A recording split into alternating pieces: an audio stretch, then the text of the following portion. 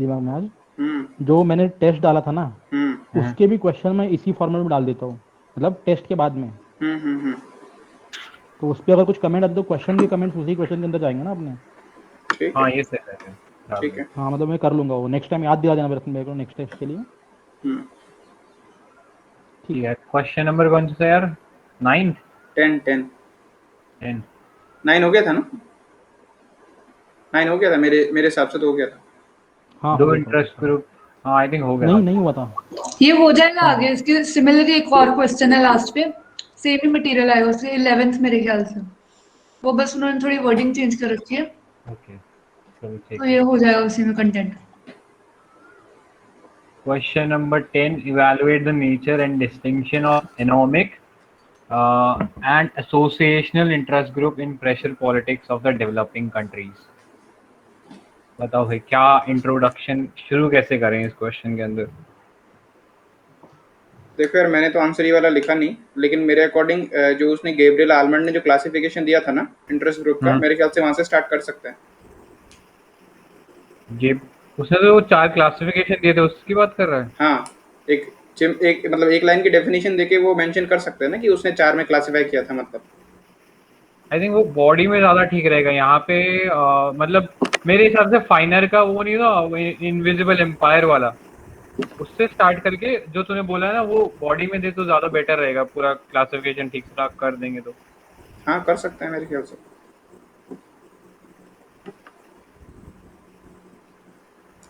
और किसी का कोई आइडिया यार, और कैसे करना चाहिए था? यार पहले तो ये क्वेश्चन जो है उसको पढ़ना और बताना कि कैसे इंटरप्रेट कैसे करें। बेसिकली क्या तो उनका नेचर है और क्या डिस्टिंक्शन है दोनों के बीच में, एनोमिक और एसोसिएशनल के बीच में? ये Anomic is more quantum. In pressure politics of developing countries, या pressure politics of developing countries से हाउ यू इंटरप्रेट ऑल, कोई भी।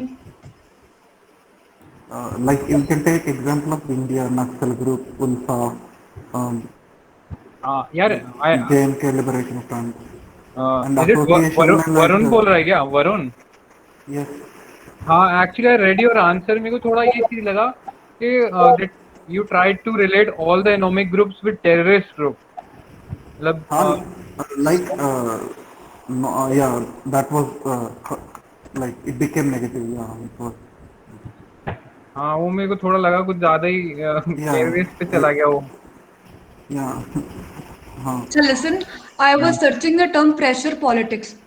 तो उस पे एक साइट पे आया कि प्रेशर पॉलिटिक्स वो होता है जब हम वाया सोशल मीडिया और कोई अदर प्लेटफॉर्म मास कम्युनिकेशन से we are able to pressurize government की हमारी मांग पूरी करके दो किसी भी तरीके के थ्रेट से, और मतलब एक दो और मीन्स बताए हैं। तो हम सभी ने, मैंने जितने भी अभी आंसर्स पढ़ी रही थी, किसी ने ये चीज बिल्कुल इग्नोर कर दी, प्रेशर पॉलिटिक्स तो चलो होगा कुछ भी, पर अपन को उस लाइंस में लेके आना है कि किस तरीके से हम एक्चुअल में, अगर थ्रेट वाला वर्ड कहीं पे मैंने पढ़ा है, तो जैसे वो कर देते हैं, असैसिनेट कर देते हैं सीएम वगैरह, अपने तो करे भी हैं कितने।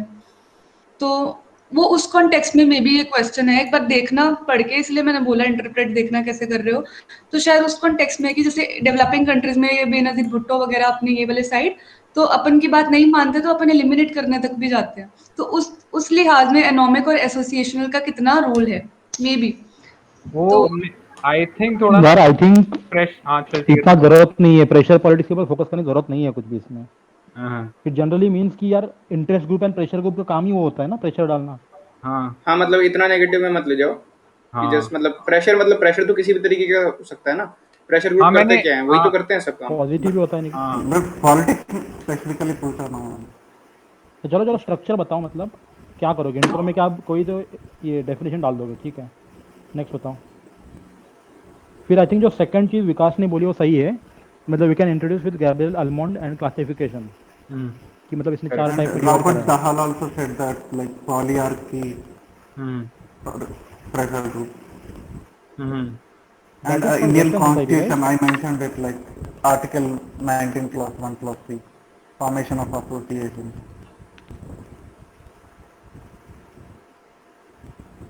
Ah, okay. I think what Varun has said, it can be included under the body, but with the in मतलब if you talk about just the starting of the body, Gabriel Almond is the best, I think. Correct. फाइनर ने definition क्या दिया था? फाइनर ने Feiner has called interest group as invisible empires. Which जो- does the function of interest articulation. ये भी था उसमें हाँ। लाइन. हाँ, मतलब मैंने इसको इस तरीके से लिखा था that Feiner has called interest group as invisible empire, as unlike political parties, these groups do not compete for formal posts in the government, yet they exercise considerable control over decision making. ठीक है, तो this is very good start no, मतलब यही पूरा line जो तूने बताया, it can be a good introduction, and then we can introduce Gabriel Almond का क्लासिफिकेशन वाला चीज. Correct. अच्छा, मतलब दिस रिमाइंड्स मी, कल अपन एक क्वेश्चन देख रहे थे ना political party and pressure group का, तो उसके लिए मैम ने काफी अच्छा एक इंट्रोडक्शन बोला है. So it goes like this.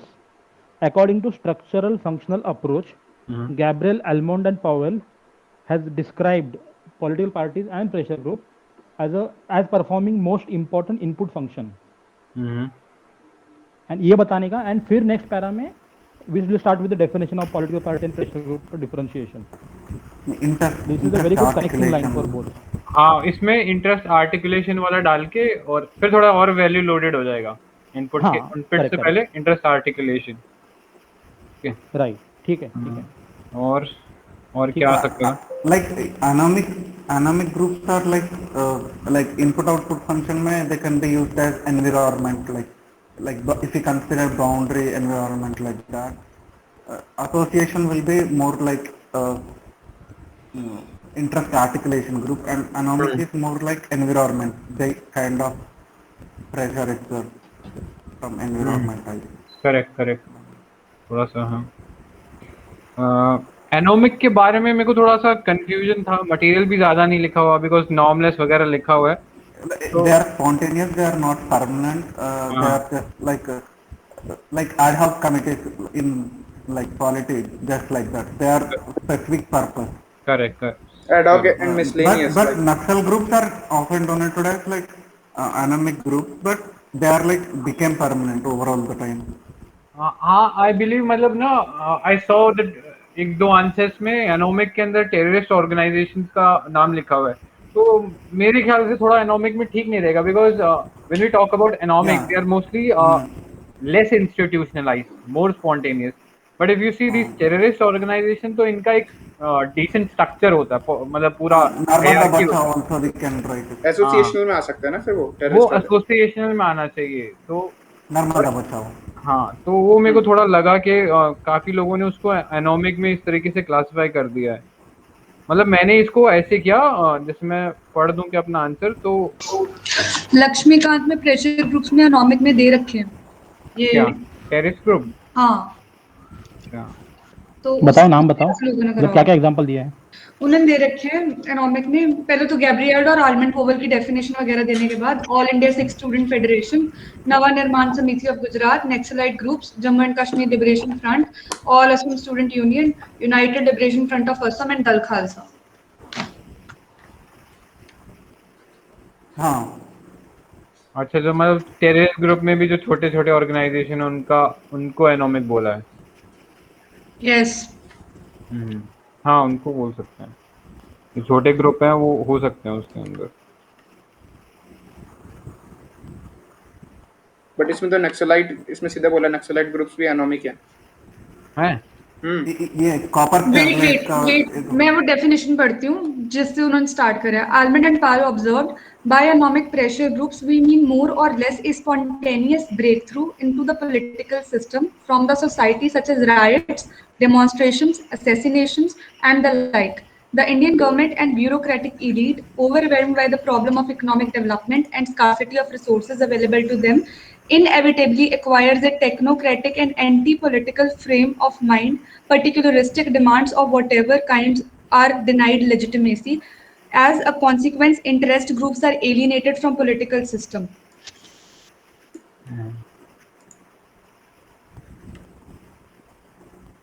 ठीक है.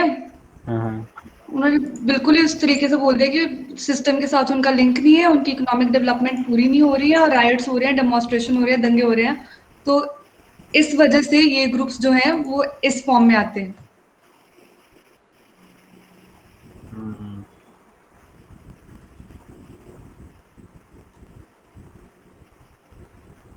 करो कंटिन्यू आगे। ठीक है। हाँ तो यार मैंने जैसा ये गैब्रियल एलमंट का बोला कि फिर वो चारों क्लासिफिकेशन दे देंगे कि इंस्टीट्यूशनल, एसोसिएशनल, नॉन एसोसिएशनल और एकोनॉमिक होता है, ठीक है। और फिर मैंने बीच में थोड़ा सा ये फिलर लाइन डाल दिया कि role of pressure group is quite important in case of developing countries which have been defined by F.W. Riggs as prismatic society। तो यहाँ डेमोक्रेसी स्ट्रांग होती नहीं है and there is big difference between the law and the practice. मतलब basically text and context में there is a difference, ठीक है। तो यहाँ पे the role of pressure groups specially कौन से वाले थे, एनोमिक और ये एसोसिएशनल, हाँ, इनके रोल इम्पोर्टेंट हो जाते हैं। मतलब ये नहीं लिखा मैंने इम्पोर्टेंट वाला, मैंने बस इतना ही लिखा था टेक्स्ट और कंटेक्स्ट वाला फर्क होता है। और फिर मैंने एसोसिएशनल इंटरेस्ट ग्रुप से स्टार्ट कर दिया that they work for a particular interest irrespective of any communal identity. तो उसमें मैंने जैसे मजदूर किसान शक्ति संगठन का एग्जांपल दे दिया, MKSS के। उन्होंने बेसिकली जो RTI जो एक्ट आया है, it was because of them, ठीक है। तो उन्होंने गवर्नमेंट को इन्फ्लुएंस किया ताकि वो ट्रांसपेरेंसी को इंश्योर कर सके, और RTI एक्ट ऑफ 2005 उनकी वजह से आया। और फिर मैंने ये लिखा है कि ऑल्दो एसोसिएशनल प्रोसेस ग्रुप्स जो हैं they have been much strong in the west as compare to the east और द डेवलपिंग कंट्रीज, ठीक है। But after the coming of globalization, the activities of such group have also been increasing in developing countries। फिर मैंने उसमें role लिख दिया green peas, amnesty, सेवा वगैरह के, ये भी अच्छा खासा रोल प्ले कर रहे हैं in decision making in the country like India. कुछ और होना चाहिए था कि इसमें एसोसिएशनल में, और किसी ने कैसे लिखा है?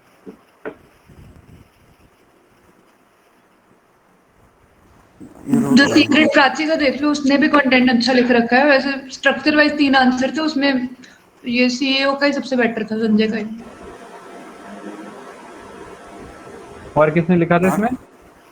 द सीक्रेट का कंटेंट भी मेरे को ठीक लगा। अच्छा, प्राची, हमारा प्राची। हाँ हाँ प्राची।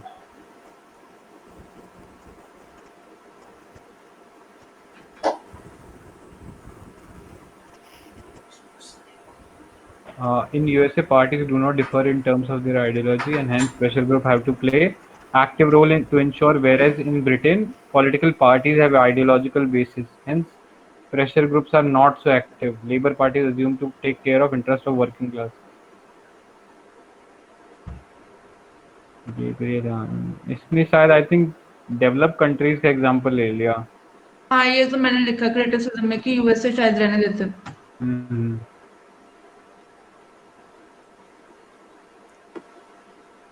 प्राची से पूछ रहे थे ना, वो है ना अभी? है क्या? नोट्स तो वही बना रही ना।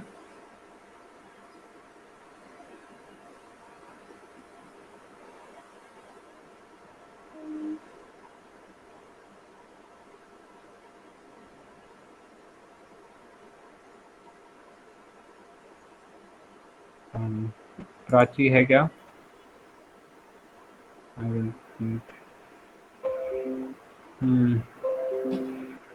ठीक है यार। और मतलब एसोसिएशनल का अगर हो गया तो अपन एनोमिक पे बात करेंगे फिर, क्या और कुछ जोड़ना है एसोसिएशनल में?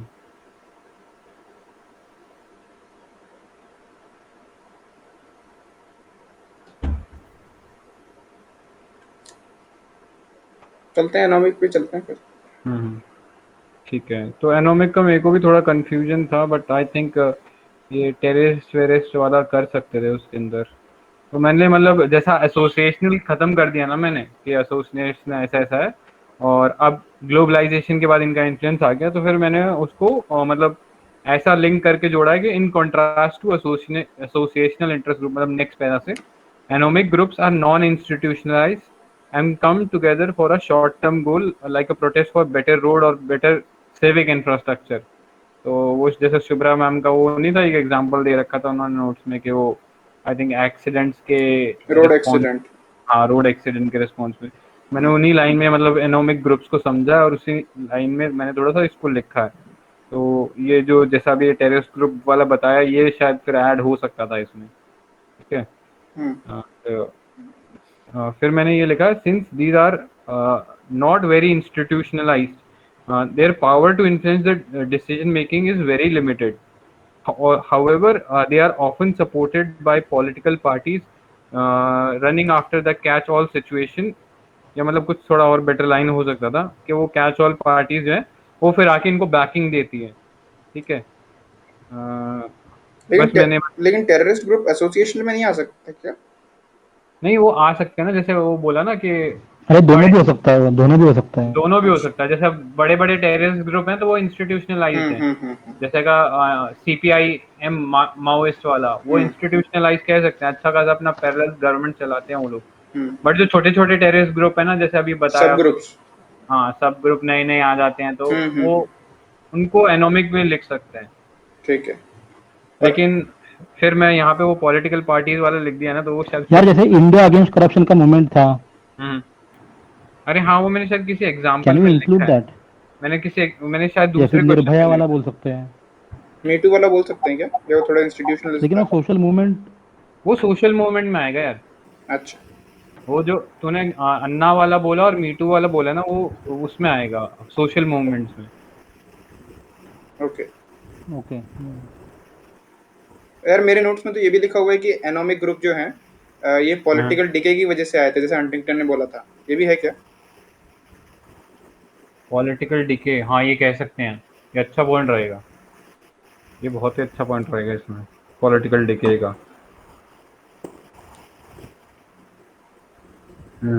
पॉलिटिकल डिके में क्या बोला था हंटिंगटन ने, और क्या बोला था इसके अलावा? मतलब हंटिंगटन ने मतलब बोल संजय बोल. हाँ, उसने ये बोला था कि पॉलिटिकल डिके का मतलब क्या है कि सोसाइटी जो मॉडर्नाइज हो रही है ना, तो जो बाकी जो सेगमेंट्स में जो मॉडर्नाइजेशन हो रहा है उसकी वजह से एक क्योज क्रिएट हो रहा है, और पॉलिटिकल मॉडर्नाइजेशन उतनी तेजी से नहीं हो रहा. जैसे लॉ एंड ऑर्डर सिचुएशन देखा जाए तो आईटी के अंदर बहुत ही ज्यादा मॉडर्नाइजेशन हो गया है, क्राइम्स जो बहुत ज्यादा इंक्रीज हो गए हैं. जैसे आज आईटी का देख लो, दंगे, आईटी का वो सारा मतलब इंटरनेट से या सोशल मीडिया से दंगे भड़काने जितनी हालत हो जाती है. ठीक है, तो उतना हमारा भी स्टेट डेवलप नहीं हुआ है या पॉलिटिकल स्ट्रक्चर उतना डेवलप नहीं हुआ है कि उसको हैंडल कर सके. तो हम बेस्ट चीज क्या करते हैं, इंटरनेट शट डाउन कर सकते हैं. हाँ बोल. जिस तरीके से मॉडर्नाइजेशन होता है ना, उसी तरीके से डिके भी हो सकता है. जरूरी नहीं कि आगे ही बढ़ेंगे सोसाइटी. शायद इसके पहले किसी ने थियरी दिया था ना पॉलिटिकल मॉडर्नाइजेशन का. कौन स्कॉलर हो? पॉलिटिकल हंटिंगटन ही है, डेविड एप्टर एंड हंटिंगटन. तो फिर डिके क्या है, मतलब फिर मेरे को बताइए. देखिए, जहां तक मेरे को लगता है ये कि जो पॉलिटिकल अपने इंस्टीट्यूशन होते हैं वो हमारी अडेप्टेबल नहीं हो रहे. मतलब लोगों में कॉन्शियसनेस है, लोग पार्टिसिपेट कर रहे हैं, लेकिन जो अपने इंस्टीट्यूशन है वो डिमांड नहीं कैटर कर पा रहे हैं. उनको और चाहिए, और बढ़िया लिंक चाहिए उनके साथ, पर वो फेल हो रहे हैं क्योंकि लोगों में सोशलाइजेशन ज्यादा आ गई है, कॉन्शियसनेस ज्यादा आ गई है शायद. देख यार, मेरे नोट्स में तो ये लिखा है कि there is a mismatch in political participation and the level of institutionalisation. ये है. तो जैसे जो डिक्लाइन ऑफ पार्लियामेंट है ना, वो डी इंस्टीट्यूशनलाइजेशन हो रहा है, तो वो एक एग्जांपल है पॉलिटिकल डिके का. मतलब इसमें जैसे मैंने ये एग्जांपल दिया, ये फिट बैठेगा क्या? जैसे इंटरनेट जो है वो बहुत तेजी से राइज हो रहा है कि आजकल राइट सिर्फ on the basis of one tweet they can happen. Rights या वन मिस इन्फॉर्मेशन की वजह से वो हो जाता है, उसको स्टेट कंट्रोल नहीं कर पा रहा अभी इस सिचुएशन में. वो एग्जांपल हो सकता है क्या पॉलिटिकल डिके का? वो सॉफ्ट स्टेट में आ जाएगा ना वो. तो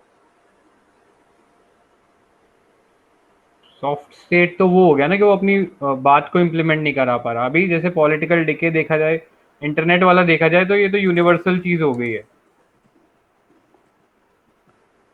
चलो ठीक है यार. मतलब जो मेरी अंडरस्टैंडिंग है ना, डेविड एप्टर ने एक बुक निकाला था पॉलिटिक्स ऑफ मॉडर्नाइजेशन, जिसमें उसने 4 पैरामीटर्स दिए थे मॉडर्नाइजेशन के. जैसे रैशनलाइजेशन हो गया, अर्बनाइजेशन हो गया, सेक्युलराइजेशन एंड इंडस्ट्रियलाइजेशन. ठीक है. एंड उसने फिर बोला कि इसका कॉन्सिक्वेंस होता है कि नेशन बिल्डिंग होती है. एंड इसके रिस्पॉन्स में शायद ये सैमुअल पी हंटिंगटन ने अलग से बुक निकाला, political order in changing society.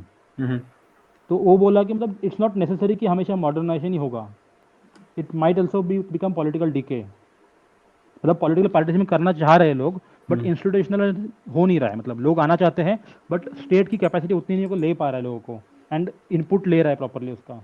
अच्छा। हाँ मतलब ऐसा ही कुछ विकिपीडिया पे भी दिया हुआ है कि हंटिंगटन ने ये बोला था कि जो सोशल मॉडर्नाइजेशन है वो एक बहुत ही रैपिड पेस पे हो रहा है, और जो पॉलिटिकल और इंस्टीट्यूशनल मॉडर्नाइजेशन है वो कहीं ना कहीं पीछे लैग कर रहा है।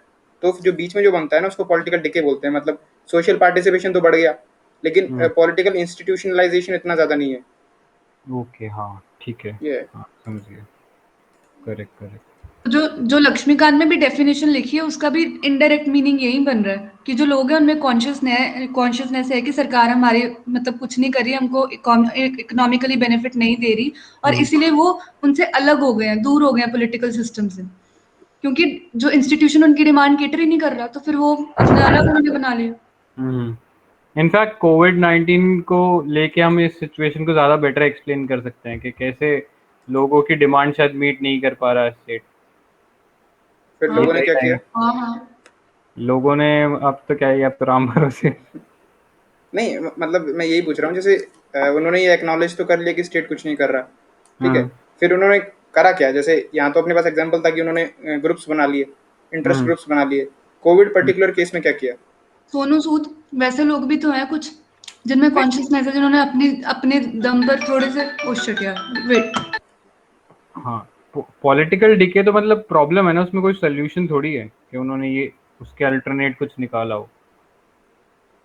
मतलब यहाँ पे लोगों की जो डिमांड है उसको स्टेट फुलफिल नहीं कर पा रहा है। तो आई थिंक पॉलिटिकल डिके ठीक को है, चलो आगे चलते हैं यार। हाँ चलो। ठीक है, क्वेश्चन देख लो। इसका यार कुछ एक कह बार रहे थे विकास, कह दो। कंक्लूजन कर लेते हैं ना फटाफट से। कंक्लूजन क्या रखेंगे इसका?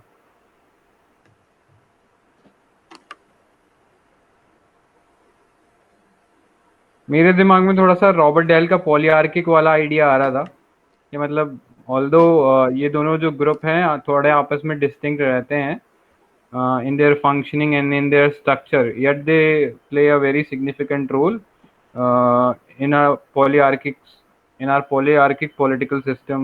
ऐसा करके कुछ मैंने एंडिंग कर दिया है कि रॉबर्ट डेल का भी नाम डाल दिया उसमें। थोड़ा ऑर्गेनिक सा नहीं लग रहा है यार, मतलब कंक्लूजन। हाँ वही, तभी तो मैं थोड़ा जीन और। ब्लॉन्डेल को डाल सकते हैं ना कंक्लूजन में। जीन जीन ब्लॉन्डेल, हाँ हाँ हाँ ब्लॉन्डेल का जो मॉडल है ना हाँ कि when society moves from traditional to modern society, the nature of ये interest group changes from non associational to associational, and objective changes from protectionist to developmental. मतलब इसी को कुछ मोड़ तोड़ के लिख सकते हैं अपन कंक्लूजन। ठीक है। क्वेश्चन में क्या पूछा गया है? क्वेश्चन में associational groups in pressure politics of developing country.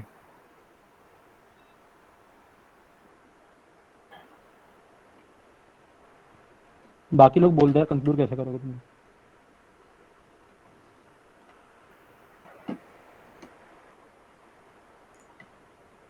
मतलब मेरे ख्याल से हाँ, या तो इसका ब्लॉन्डेल का थोड़ा सा डाल के और रॉबर्ट डेल का डाल के मिक्सअप करके थोड़ा कर दें इसको।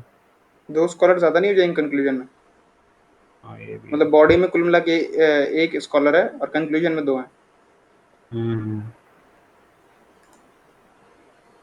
फिर रॉबर्ट डेल से कर सकते हैं क्या वो पॉलीआर्किक के? दोनों ये जो इंस्टीट्यूशन है एसोसिएशन और इकोनॉमिक, दोनों एक सिग्निफिकेंट रोल प्ले करते हैं towards addressing the popular demand of people, ऐसा करके।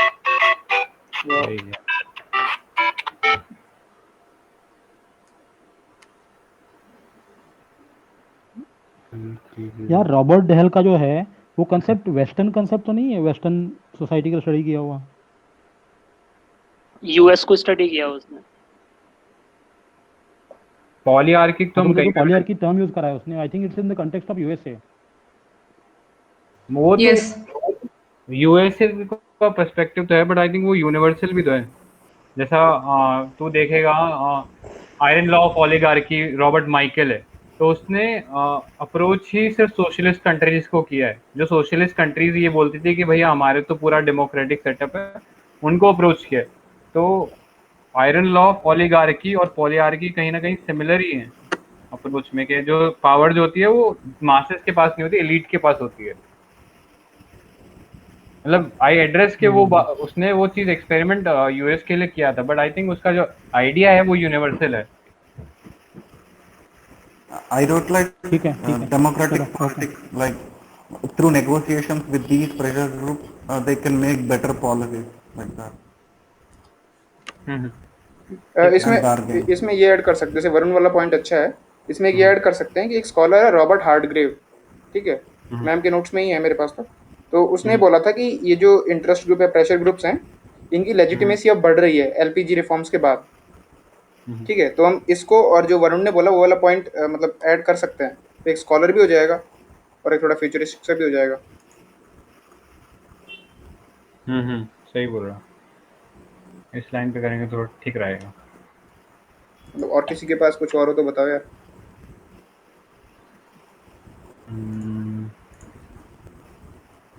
सेकंड स्कॉलर का नाम क्या था पॉलिटिकल मॉडर्नाइजेशन में हंटिंगटन के अलावा? डेविड एप्टर.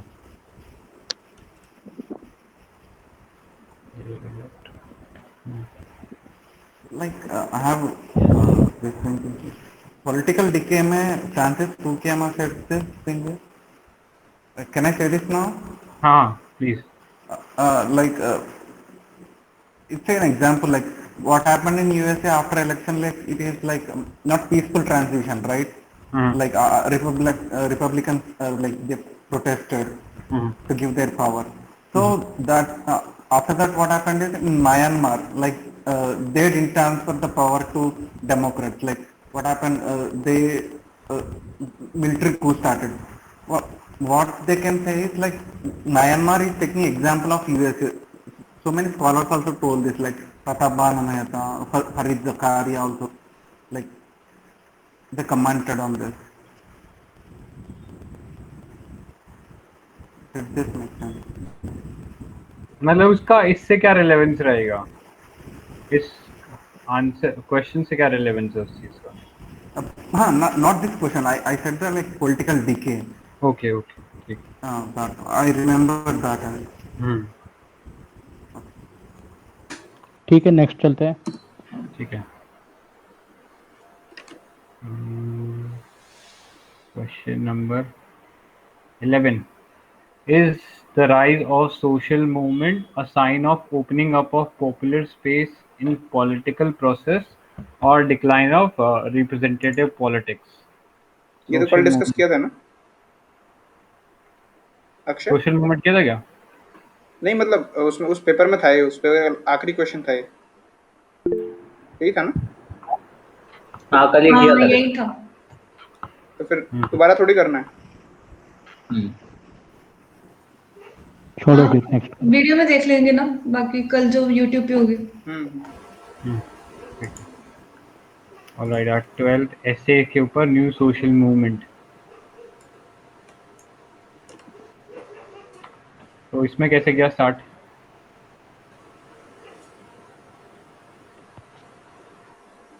समीप का देखना है इसमें. समीप का. समीप ने लिखा नहीं है. सॉरी लिखा है, सॉरी. समीप है ना अपने बीच?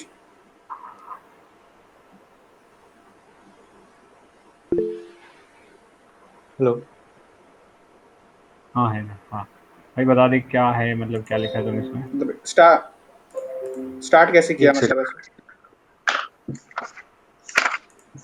यार मैंने वो क्वेश्चन थोड़ा सा ओपन एंडेड टाइप का था, ऐसे कट आया था, right an essay on NSMs in developing countries. तो I started with defining social movements first, और उसके बाद नेक्स्ट पैराग्राफ में आई हैव टॉक्ड अबाउट कैसे 60s में emergence of new social movements आया.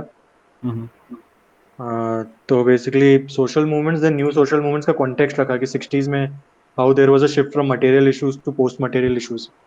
तो post material issues basically quality of life से रिलेटेड जो इश्यूज हैं, जिसमें एक रोनाल्ड इंगलहार्ट है, उसने बोला है कि what we see is a generational shift towards post material issues. तो रोनाल्ड इंगलहार्ट को साइड करके I have defined what is new social movement. And then क्योंकि न्यू सोशल मूवमेंट पूछा गया इन डेवलपिंग कंट्री, तो उसमें मैंने 4 पॉइंट्स लिए हैं उनको हर एक पैराग्राफ में एड्रेस किया है कि सोशल मूवमेंट्स के चार, किसी भी सोशल मूवमेंट के एक्चुअली चार वो होते हैं पॉइंट्स के फीचर्स होते हैं कि कुछ कोई पर्टिकुलर इशू होगा, कुछ ऑर्गेनाइजेशनल फॉर्म होगा, कुछ एक्शन रेपर्टोर्स होंगे और न्यू सोशल कॉन्स्टिट्यूएंसीज. तो how new social movements are actually new, तो basically they have new issues, new organizational forms, new action repertoires and new social constituencies. तो that is what differentiates them from the old social movements. तो उस ground पे मैंने फिर हर paragraph में एक एक पॉइंट को टेकअप किया है कि न्यू इश्यूज क्या क्या लिए हैं. तो न्यू इश्यूज जैसे पहले के इश्यूज मोस्टली इकोनॉमिक इश्यूज होते थे ओल्ड सोशल मूवमेंट्स में. तो बट न्यू सोशल मूवमेंट्स में you have issues related to feminist movements, anti nuclear, LGBTQ rights, ये सब. तो उसमें अर्बन एग्जाम्पल लिया है कि अर्बन चिपको मूवमेंट था दिल्ली में जो हुआ था लास्ट ईयर शायद. तो वो बेसिकली जो म्युनिसिपल कॉर्पोरेशन पेड़ काट रहे थे, तो वही चिपको मूवमेंट जो हमने पहले पढ़ा है उसी लाइंस पे जो लोकल रेसिडेंट्स हैं वहाँ के, दे स्टार्टेड हगिंग ट्रीज. तो वैसे मैंने असल में हर जगह एग्जाम्पल इंडियन एग्जाम्पल ही लिए हुए हैं. क्वेश्चन डेवलपिंग कंट्री का है तो मेरे को उस टाइम सूझ नहीं रहा था कोई एग्जाम्पल, तो मैंने सब जगह इंडियन एग्जाम्पल्स ही ले लिए. तो अगर एग्जाम्पल किसी को याद आते जाते हैं उस पॉइंट के हिसाब से तो ऐड कर देना. Then new organisational structures next paragraph में लिया है कि कैसे न्यू सोशल मूवमेंट में नए ऑर्गेनाइजेशनल स्ट्रक्चर्स हैं. तो उसमें एक चीज बोली गई polycephalous, that is many headed structures, कि जो अभी के न्यू सोशल मूवमेंट्स हैं उसमें एक डिफाइंड लीडरशिप होना जरूरी नहीं है. एवरीवन इज अपने अपने लेवल पे लोग उसको लीड करते हैं या उसको परसू करते हैं. तो जैसे कि निर्भया केस के प्रोटेस्ट थे, तो उसमें it was a leaderless movement. तो बट एंड दो इश्यूज भी उसमें जो था कि क्रिमिनल लॉ को अमेंडमेंट करना था, it was a feminist issue and a leaderless movement. तो ऑर्गेनाइजेशनल स्ट्रक्चर का एग्जांपल लिया है. इसमें एक एल्बर्ट मेलुची करके थिंकर है जिसने बोला है कि it is symbolic of rejection of the bureaucratic power politics. कि जो ऑर्गेनाइजेशनल स्ट्रक्चर्स हम देखते हैं आज के डेट में जिसमें कि कोई स्ट्रिक्ट ऑर्गेनाइजेशनल हायरार्की नहीं है, तो it's a kind of rejection of, जैसे ट्रेड यूनियंस वगैरह जो पहले के होते थे उसमें एक स्ट्रिक्ट ऑर्गेनाइजेशनल हायरार्की हुआ करती थी. तो these movements are kind of rejection of that. फिर न्यू एक्शन रेपर्टोर्स में कि क्या एक्टिविटीज के क्या एक्शंस वो लेते हैं, मतलब किस तरह से प्रोटेस्ट करते हैं, व्हाट आर द मीन्स. तो उस वाले पॉइंट पे I have taken that example. एक वो कोडाई कनाल का मर्क्यूरी पोल्यूशन वाले एक रैप सॉन्ग लिखा था.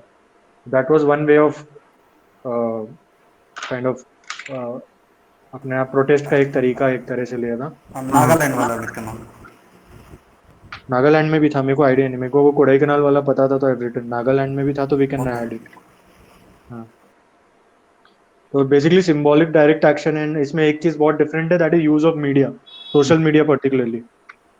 तो हैशटैग मी टू मूवमेंट तो पता ही है हमको. उसके अलावा भी जैसे हम लोग पेटिशन वगैरह साइन करते हैं, जो क्या petition.org वगैरह है, तो that is all new social movements होंगे. Three finger movement in Thailand. क्या, कौन सा? Three finger movement in Thailand, like to overthrow the monarch, kind of thing. Right. वो that is also a symbolic direct action. मतलब symbol, they use of various symbols to basically protest against it. एक actually इसमें एक और है example, Mexican जापाटिस्टास जो वहाँ के इंडिजिनस ट्राइब्स हैं, they had this thing called social net war. ये मैंने बाद में एग्जांपल मिला था मेरे को, सोशल नेट वॉर. तो वो एक तरह से जो स्टेट का अगेंस्ट, स्टेट का जो डिस्कोर्स या नैरेटिव है उसके अगेंस्ट वो लोग अपना काउंटर नैरेटिव क्रिएट करते हैं by using the social media.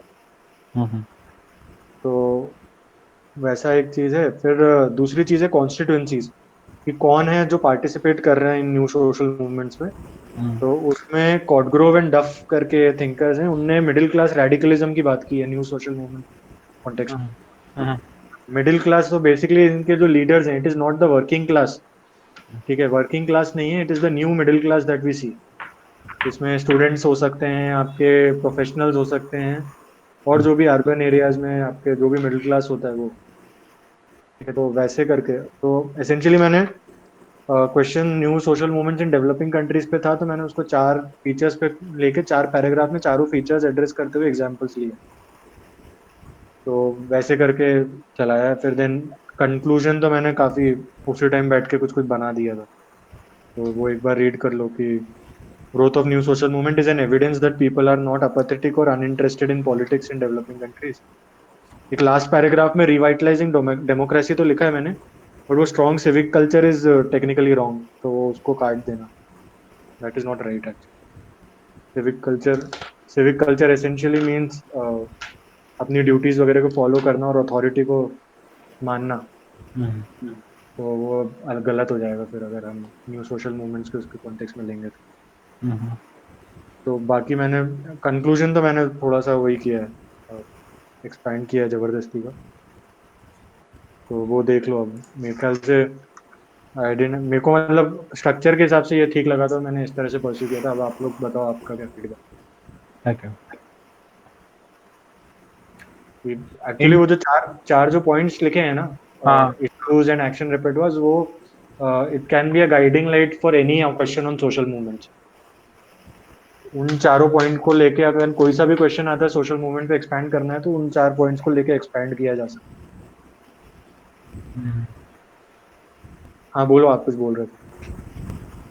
मैं कह रहा था कोई स्कॉलर्स इसके अंदर, आई थिंक एक तो तुमने रोनाल्ड इंगलहार्ट को यूज किया है।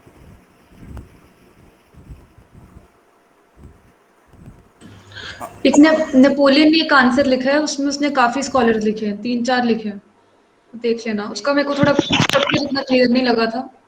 पढ़ पर लिया है क्या scholar तुमने? है उसमें। किसी ने हाँ, पढ़ लिया? नेपोलियन है कि यहाँ पे अभी नेपोलियन? मैं हूँ। I am here. हाँ बता दे यार, क्या मतलब इसी आंसर में क्या एडिशन हो सकता था सपोज? यार एडिशन एक्चुअली समीप का जो आंसर है वो काफी अच्छा था। हाँ उसमें बस स्कॉलर्स की कमी थी। मैंने एक्चुअली हाँ अपना आंसर स्कॉलर्स के अराउंड पूरा बना रखा था।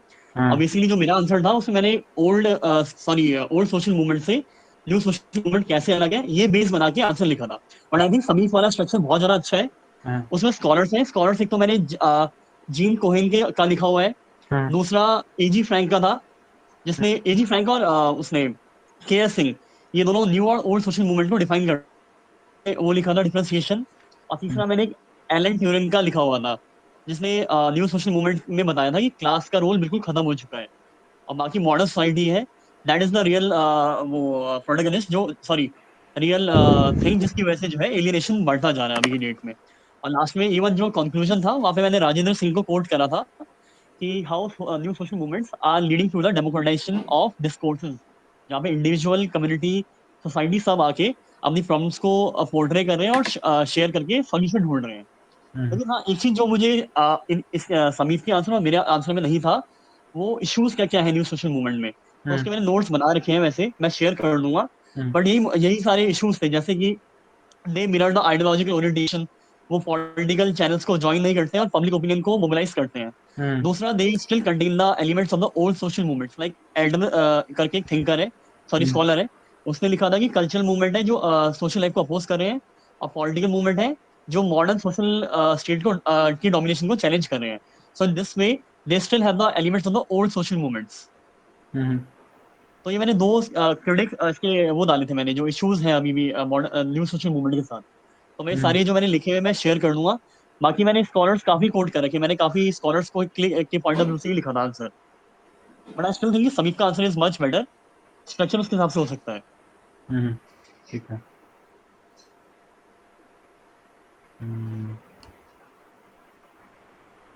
इसमें कोई और फीडबैक है तो देख लो। हाँ बोलो।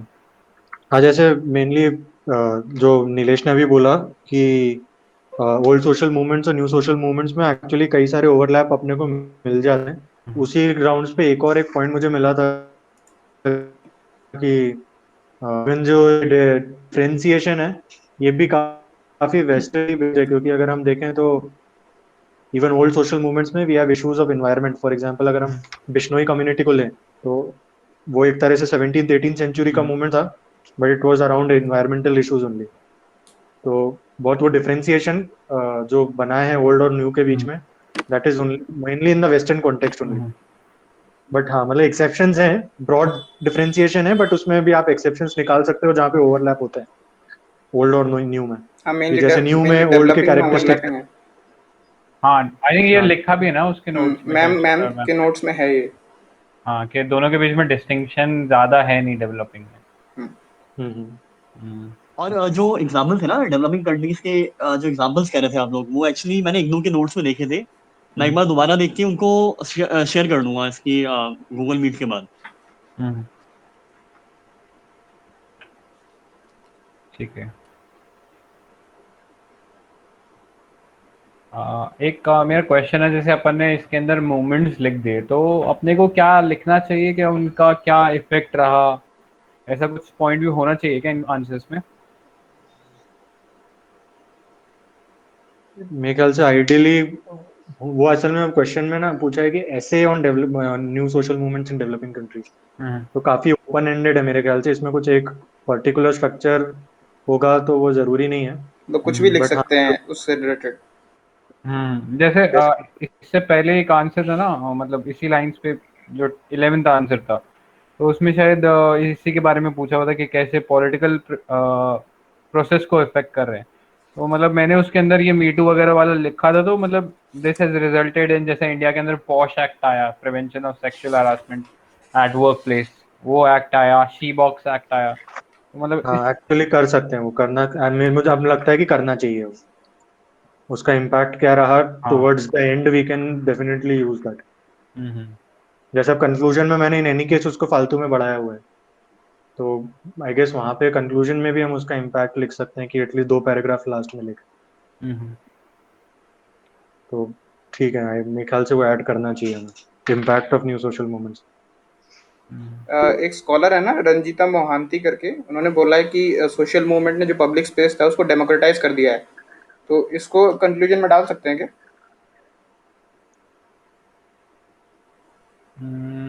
सोशल मूवमेंट, एक बार रिपीट करना, क्या बोला? रंजीता मोहांती करके एक स्कॉलर हैं, उन्होंने बोला था कि सोशल मूवमेंट्स ने जो पब्लिक स्पेस है उसको डेमोक्रेटाइज कर दिया है। राजेंद्र सिंह ने कहा था, ये राजेंद्र सिंह, ये मैंने मेंशन कर रखा है। अच्छा, तो शायद मेरे नोट्स में कुछ इशू है। Thank you.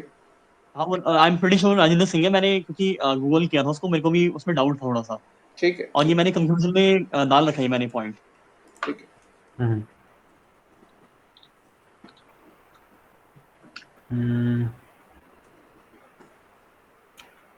ठीक है।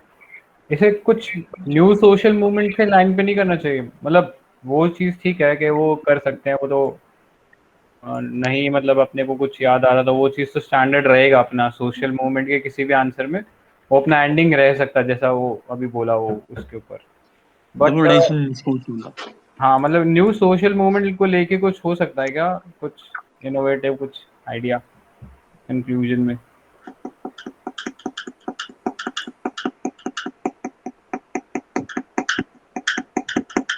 ये रिंगटोन है? नहीं। एक्चुअली अभी तक हमने क्या क्या ऑल्टरनेटिव कंक्लूजन सोचे थे कि एक तो रेलेवेंस, कि न्यू सोशल मूवमेंट का इम्पैक्ट क्या रहा, उस पर कंक्लूड कर सकते हैं। एंड और दूसरा क्या, अभी एक दूसरा ये बताया कि जो रेलेवेंस क्या, डेमोक्रेसी के बारे में। वो सिंपल वही है कि डेमोक्रेटिक डिस्कोर्स की सारे के सारे स्टेक होल्डर आएंगे और डिस्कस करेंगे, मतलब ये है सिंपल। ये उसने बोला था, the sole aim of new social movement is to recognise the relation between state economy and the state and creating public sphere, जहाँ पे डेमोक्रेटिक डिस्कोर्स होगा और सारे आके डिस्कस करेंगे। ये तो स्टैंडर्ड कंक्लूजन हो सकता है, सोशल मूवमेंट के जितने भी आंसर हैं में स्टैंडर्ड कंक्लूजन हो सकता है। स्टैंडर्ड कंक्लूजन मतलब हम ये मैंने और एक्चुअली मतलब मेरे पॉइंट ऑफ व्यू में तो मतलब ये सही रहेगा कि मैंने सारा ढूंढने का, मेरे को यही एकमात्र लगा कि जो आ सकता है आखिरी में, जैसे पूरा हाँ सम अप हो रहा है, क्योंकि वही। हमने पूरे पूरे उसमें हमने एक पूरा डिस्कस ही ये किया है कि स्टेट इकोनॉमी और सोसाइटी को कन्वर्ज करने के बाद जो मूवमेंट्स आए हैं वो न्यू सोशल मूवमेंट की फॉर्म में आए हैं, और उसके बाद वो पब्लिक स्पेयर में जो है मोबिलाइज कर रहे हैं पब्लिक को। सो बेसिकली मोबिलाइजेशन का मतलब वही हो गया कि डेमोक्रेटिक डिस्कोर्स को वो करें, प्रमोट कर रहे हैं। या आई थिंक मतलब जैसा तुमने बोला है उसी के अंदर ये न्यू सोशल मूवमेंट डाल के, उस सोशल मूवमेंट की जगह न्यू सोशल मूवमेंट डाल के, और मॉडर्न डे चैलेंजेस को एड्रेस करने के लिए वो जो पब्लिक स्पेयर पब्लिक डिस्कोर्स है वैसा करके कुछ कर दें इसको। नहीं, राजेंद्र सिंह ने स्पेशली न्यू सोशल मूवमेंट ही लिखा हुआ है वहाँ पे, जो उसने कोट किया है। अच्छा, न्यू सोशल मूवमेंट ही क्या है क्या? उसमें हाँ, पर्टिकुलरली लिखा हुआ है, पर्टिकुलरली लिखा हुआ है। अच्छा अच्छा अच्छा, हाँ फिर तो ठीक है, फिर तो आई थिंक हाँ, और डिस्कस करने की सर जरूरत इसको नहीं डाल देना इसमें, मेरे ख्याल से इसको चैनल में डाल दो प्लीज। राजेंद्र सिंह को साइट कर सकते हैं। देयर इज एक पूरी स्पेसिफिक बुक ही उन्होंने लिखी हुई है इसी टॉपिक पे, तो he is quite an authority, we can think of it. Correct, फिर तो ठीक है यार, वही ले सकते हैं। ऑलराइट, अब क्या करना है फिर discuss? I had a doubt regarding introduction also. Is there any other way to start the answers generally, not just this particular question, except definition or quote? मतलब, is there any other good way also? Like maybe quoting data और वो चलता है क्या pol science में? Because मैंने कभी means दिया नहीं है, so I don't know how. I heard a topper saying that if you don't have any idea regarding how to start introduction, you may write with the main objective of this is to, with this line. If you don't have any idea how to start. हाँ, I think अगर कुछ नहीं, coat नहीं याद आ रहा, कुछ नहीं याद आ रहा, तो फिर डाल सकते हैं। और बाकी डेटा से शुरू करना is not a good idea. Data वो जीएस की तरह साउंड करेगा, मतलब मेरे पॉइंट ऑफ व्यू में तो जीएस की तरह साउंड करेगा फिर आंसर। ये बेसिकली पॉलिटिकल साइंस अगर हम उसका ऑप्शनल है तो उसमें थोड़ा they are looking for specialisation. अगर आप डेटा डालते हैं थोड़ा, हाँ थोड़ा इंट्रो में आई थिंक इंट्रो में उतना सही नहीं रहेगा डेटा के साथ स्टार्ट करना है तो बॉडी के अंदर फिर भी ठीक रहेगा वो चीज। ओके, मतलब हाँ वही स्कॉलर्स के बाद अगर डेटा उसमें कर रहे हैं, मतलब एड ऑन कर रहे हैं तो अलग बात है, लेकिन आप स्टार्टिंग में डाल लो it would look like a GS answer मेरे पॉइंट ऑफ व्यू में तो। ओके ओके, यही पूछना था।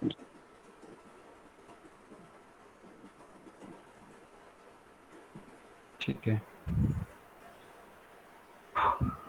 अब क्या डिस्कस करना? आई थिंक हो तो गए सारे।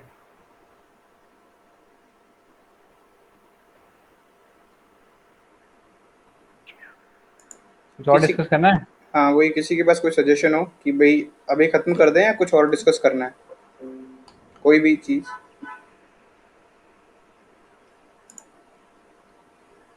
एक मैं ये सोच रहा था कि जैसे हम लोग डेली डिस्कस करते हैं ना, तो बेसिकली हम सेम क्वेश्चन के आंसर्स डिस्कस करते हैं, उसमें मतलब जो डिस्कशन है, नो ऑफेंस टू एनीवन, बहुत ज्यादा लंबा हो जाता है। सो आई थिंक अगर ऐसा हो कि हम लोग पहले से अगर ये डिवाइड कर ले, जो डॉट वाले कमेंट्स आते हैं जो नीचे लिखे हुए हैं, उसमें अगर पहले से डिसाइड कर ले कि कौन किस क्वेश्चन में कौन रिसर्च करने वाला है, ताकि वो दूसरों के लिए भी टाइम सेविंग रहेगा और अपना भी टाइम सेव हो जाएगा उसमें अच्छा खासा। बिकॉज आई थिंक आंसर लिखने के बाद, पढ़ने के बाद मेंस के लिए टाइम नहीं बच पा रहा है पढ़ने का, और दूसरा रात को ये कभी डिस्कशन 2.5 घंटा या 3 घंटा निकल जा रहा है, which is actually very time consuming मेरे पॉइंट ऑफ व्यू में।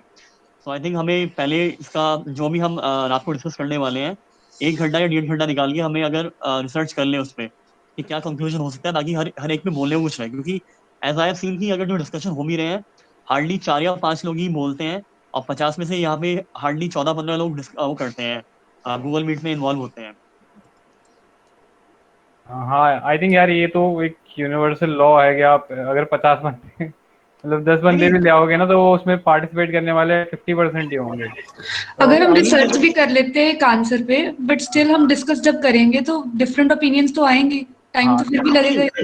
नहीं मैं बस ये कह रहा हूँ रिसर्च कर लेंगे तो हमारे पास ऑलरेडी एक होगा, मतलब एक्सपर्ट मतलब ओपिनियन होगा हमारे पास ऑलरेडी। ये नहीं होगा कि हम बैठ के मतलब ढूंढ रहे हैं, ब्लाइंडली स्पिट बॉल कर रहे हैं कि ये हो सकता है फिर दूसरा हो सकता है। That is the only purpose जो मेरा बोलने का मतलब। हाँ इसमें हाँ बोलो। मैं कह रहा हूँ जैसे मतलब एक या तो रिस्ट्रिक्ट कर दो कि जैसे अक्षय माने ने बताया अभी कि रिस्ट्रिक्ट कर दो कि 1.5 घंटे का डिस्कशन होगा, उसमें पूरा निपटाना है, और हर क्वेश्चन को मतलब टाइम लिमिट दे दो। जैसे हम अगर जैसे मतलब अगर कोई क्वेश्चन डिस्कस हो रहा है तो उसके लिए टाइम लिमिट है 10 मिनट या 15 मिनट। 10 मिनट मतलब ज्यादा से ज्यादा 10 मिनट, ताकि 1 आवर में कम से कम 6 क्वेश्चन तो डिस्कस हो ही जाए किसी भी हालत में। मैं भी यही बोल रहा था कि अक्षय वाला पॉइंट ठीक है, 10 से 12 मिनट एक क्वेश्चन को अलॉट कर दो। करेक्ट। एक चीज और मैं बोल रहा था कि जैसे अभी न्यू सोशल मूवमेंट्स वाला आंसर था, तो जो लोग उस क्वेश्चन को अप्रोच कर रहे हैं, लिख रहे हैं, वो खुद भी उस क्वेश्चन को थोड़ा और होलिस्टिकली अपना कंटेंट रेडी रखें। जैसे मैंने लिखा था, तो मैंने अपने नोट्स में नीलेश के आंसर में से पॉइंट्स लेके ऐड किए थे, एंड आई एम श्योर मेरे से थोड़े उससे नीलेश ने भी ऐड किए होंगे। तो ऐसे हाँ। करके when we discuss that I already have a holistic answer।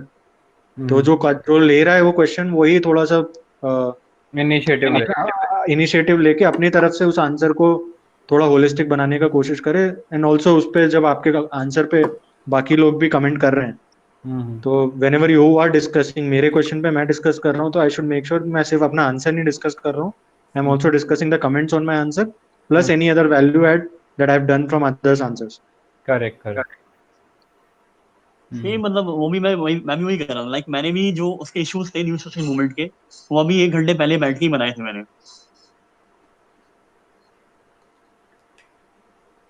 ठीक है, ये ठीक लग रहा है वैसे तो। कल से वही करते हैं, मतलब लिमिट कर देते हैं। लाइक अक्षय माने सेट कि 1.5 आवर्स का डिस्कशन होगा और हर क्वेश्चन को एट मोस्ट 10 मिनट्स देंगे। अगर मान लो कम क्वेश्चन होंगे तो then we can increase the time limit जो क्वेश्चन के ऊपर है। लाइक कल आज शायद 4 ही क्वेश्चन दिए थे लिखने को, या कल अगर ऐड ऑन होंगे तो उसके बेसिस पे हम लोग जो है थोड़े वो कर लेंगे कि टाइम कितना बढ़ाना है कितना कम करना है, ताकि बाकी सब पढ़ने का भी टाइम निकल जाए। ऑल्सो वन मोर थिंग, जैसे हम ज्यादातर क्वेश्चंस में तो हम लोग सॉर्टेड हैं ज्यादातर, मतलब समझ में तो आता है, एटलीस्ट आइडिया है कि कहाँ क्या करना है, क्या कैसे अप्रोच करना है। कुछ क्वेश्चंस में जहाँ हम अटक जाते हैं वहाँ थोड़ा टाइम लग जाता है कि उसके समझने में कि अब जैसे एनोमिक मूवमेंट है तो ऐसा अगर बड़ा सा वो हो जाता है, ऑब्स्टिकल आ जाता है कि हम नहीं समझ पा रहे हैं क्या करना है, तो जस्ट मार्क दैट आंसर और उस पर थोड़ा रिसर्च करके we can get back to it later on. वरना क्या है वो अटक गए तो फिर कई बार 15-15-20 मिनट एक ही क्वेश्चन पे रह जाता है। या ऐसा कर लेना, जैसे स्टार्टिंग में किसी क्वेश्चन को, कुछ क्वेश्चन होते हैं जैसे काफी टफ रहता है, जैसे आई थिंक हमने जो सेकंड डे के क्वेश्चन करे थे कुछ ज्यादा ही थोड़े से टफर लाइन के ऊपर थे, इंटरप्रिटेशन अलग था उनका, मतलब हाँ इंटरप्रिटेशन अलग था। तो ऐसे क्वेश्चन को पहले ही मतलब वो मार्क कर दें या ऐसा कुछ फ्लैग लग कर दें उसके ऊपर कि भैया ये थोड़ा सा टफ साइड में है, तो उसके ऊपर सब लोग थोड़ा ध्यान दे के पहले से ही आए, क्योंकि मतलब ट्रिकी क्वेश्चंस हम आइडेंटिफाई कर सकते हैं पहले से। मतलब ऐसा उस पे एक इंडिकेटर लगा दे रेड और या ग्रीन का, कि ग्रीन है तो मतलब मॉडरेट साइड में है या टुवर्ड्स इजी है, रेड इंडिकेटर मतलब कि थोड़ा सा हार्डर साइड में, तो उस पे लोग थोड़ा देख आए पहले। हाँ मतलब मेरे ख्याल से टाइम हमको शायद ज्यादा वहीं पे लग रहा है और कहीं नहीं लग रहा। हाँ मतलब उसमें क्या होता है ना, फिर कई बार क्या होता है कोई ऐसा टफ क्वेश्चन होता है ना, तो अटेंड कुछ लिमिटेड लोगों ने कर रखा होता है, बाकी लोगों ने देखा भी नहीं होता, तो फिर उसके आइडियाज आते भी नहीं है तुरंत। तो ऐसे क्वेश्चन पहले ही आइडेंटिफाई हो जाए ना कि ये थोड़े टफर साइड में, तो लोग पहले ही कॉशियस रहेंगे कि हाँ चलो इसके लिए पॉइंट्स लेके आने हैं हमें। तो डिस्कशन में ही जब फ्लो है तो उसी में डिस्कस हो जाए तो वो बेटर रहेगा मेरे ख्याल से। क्या बोलता है अक्षय? अग्रीड। और एक काम और करते हैं, मतलब कर सकते हैं। ओपिनियन। सॉरी अक्षय। अच्छा मैं कह रहा था कि जैसे कल एक क्वेश्चन था, कल या परसों, हाँ सॉरी परसों क्वेश्चन था जो किसी ने भी अटेम्प्ट नहीं किया था। तो ऐसे क्वेश्चन जो किसी ने अटेम्प्ट नहीं किया है, किसी ने उस पर कुछ मटेरियल प्रिपेयर भी नहीं करा है, मेरे हिसाब से उन क्वेश्चन को डिस्कस करने की जगह उनको मार्क कर दो कि उसको नेक्स्ट डे डिस्कस करें, और उसमें स्पेशली जो है थोड़ा रिसर्च करके बैठे हम लोग टाइम निकाल के। क्योंकि ऐसे क्वेश्चन डिस्कस हो रहे हैं जिसको किसी ने अटेम्प्ट ही नहीं करा है और वो यहाँ पे बैठ के डिस्कस हो रहा है, तब लोग गूगल कर रहे हैं, उसका मेरे हिसाब से इतना टाइम वेस्ट करने का कोई पॉइंट नहीं बनता है डिस्कशन के बीच में। डिस्कशन तब से जब वी ऑलरेडी हैव अपने नोट्स प्रिपेयर्ड, कि हमने पहले से कर रखा है, कुछ हमारे ऑलरेडी आंसर्स अटेम्प्ट हो रखे हैं और बाकी जो क्वेश्चंस हैं उनमें हमने रिसर्च कर रखा है, तब फायदा भी डिस्कशन का। तो आई थिंक जो अभी से अब से जो क्वेश्चन नहीं होगा, जो किसने अटेम्प्ट नहीं किया होगा, उसको बस हम लोग मार्क कर देंगे और वो उसके नेक्स्ट डे डिस्कस होगा। ठीक है, फिर नेक्स्ट डे भी वही हालत होगी यार। अरे देख के आएंगे ना उस चीज को देख के आना पड़ेगा ना लोगों को। अरे लोगों पे पूरा विश्वास है मेरे को। अच्छा तो आइडियली वो चीज उसी दिन देख के आना चाहिए था ना।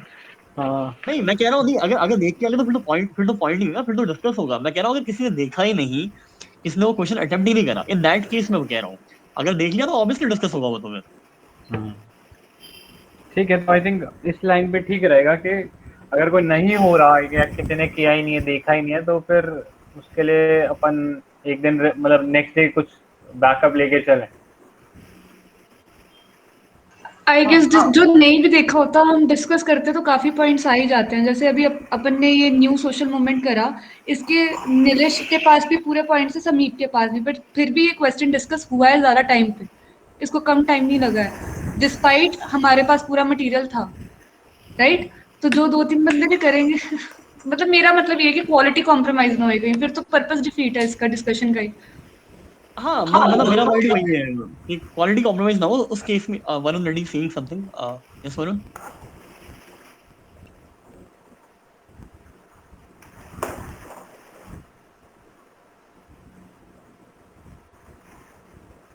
I think he is not saying anything.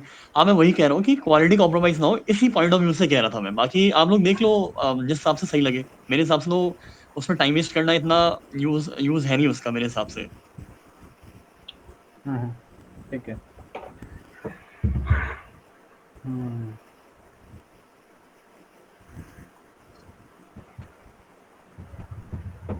ठीक है फिर let's wind up for today. यार ये साइलेंस बड़ा ऑकवर्ड हो जाता और है, किसी कोई को कुछ कुछ नहीं कहना बोलता है ना, बाकी? अब नेक्स्ट क्या आएगा? मतलब अभी देखो एजेंडा यही रखते हैं कि बताओ जो बाकी। क्वेश्चन टफ रहता है ना उसको फ्लैग कर दो कि भैया ये थोड़ा टफर साइड में, 2-3 बंदे फ्लैग कर सकते हैं उसको, ठीक है? जिन्होंने पढ़ा रहेगा उनको आइडिया रहेगा कि हाँ यार हो पाएगा कि नहीं हो पाएगा, तो उस पर थोड़ा सा लोग पहले ही देख के आ जाए, ऐसा कुछ सिस्टम कर दें, है ना अक्षय? और हाँ नहीं तो कर सकते हैं। अल्टीमेटली वो 10 मिनट तो है ही मतलब ना, उसमें किसी कुछ को ना कोई सामने पॉइंट निकला है तो करना ठीक है। पड़ेगा ना हर क्वेश्चन को। हाँ मतलब देखो डिस्कशन अपन उन्हीं का करेंगे जिन पे पहले आंसर लिखा हुआ है, ठीक है? इन केस हमारे पास टाइम नहीं बचता है तो फिर उस चीज को हम आगे शिफ्ट कर देंगे, अदरवाइज अगर टाइम बचता है तो फिर हम आई थिंक जैसा डिस्कस किया है वैसा डिस्कस कर सकते हैं उस चीज को, ठीक है? तो उसको मतलब कोई रूल बना देना आई थिंक वो तो ज्यादा कम सही लग नहीं रहा मेरे अरे को। भाई महफूज मुझे डीएम कर दो यार आप। हाँ एट अक्षय द भाई रेट सब दृश्यम वाले पे कर दो भाई। या ठीक है, चलो फिर चलो करते हैं आज वाइंड अप। चलो okay bye okay good everyone. Yes bye okay night. Bye, thank you. चलो बाय बाय।